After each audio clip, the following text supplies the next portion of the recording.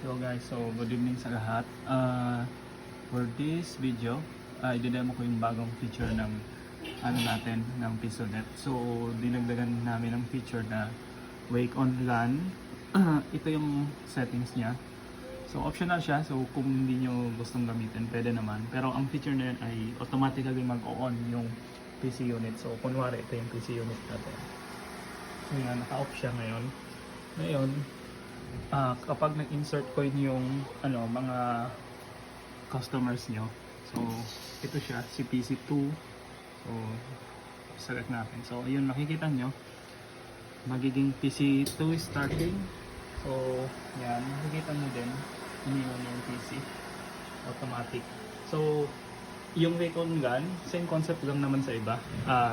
Gagawin nyo is set up nyo yung i-enable nyo sa BIOS yung Wake on LAN setup niya. Depende kasi yun sa motherboard kung supported niya.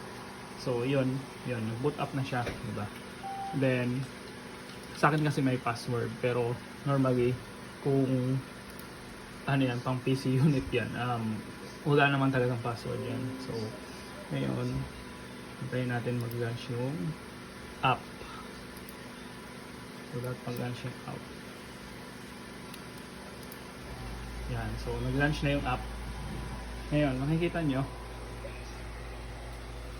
pumunta rin siya sa option na pwede nang mag-pay ng payment method. So kung cash lang naman, automatic na yan.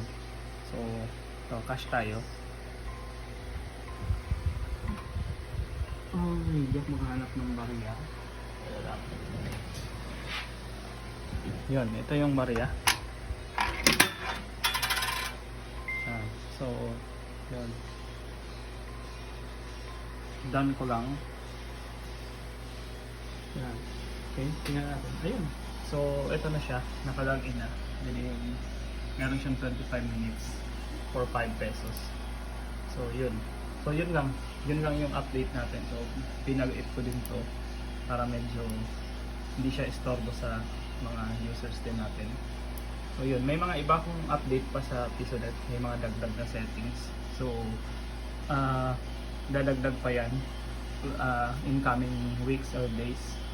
So yan, stay tuned na lang sa update.